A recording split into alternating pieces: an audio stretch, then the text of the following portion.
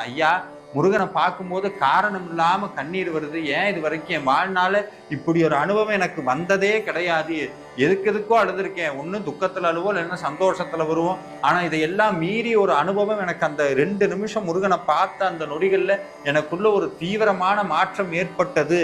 அதற்கு காரணம் திருப்புகழ், அதற்கு காரணம் அருணகிரிநாதர். நான் தான் சொன்னேன், எப்பவுமே நான் சொல்றது உண்டு, முருகன் கோவிலுக்கு போனோம் அப்படின்னா ஏதோ ஒரு காசு இருக்கு, பணம் இருக்கு, நம்ம உடனே ஏற்பாடு பண்ணி பஸ்ஸோ காரோ எடுத்துட்டு போயிட்டு சாமியை பார்த்துட்டு அங்கிருந்து வரும்போது பிரசாதம் அதுன்னு வாங்கிட்டு வர்றதல்ல வழிபாடு.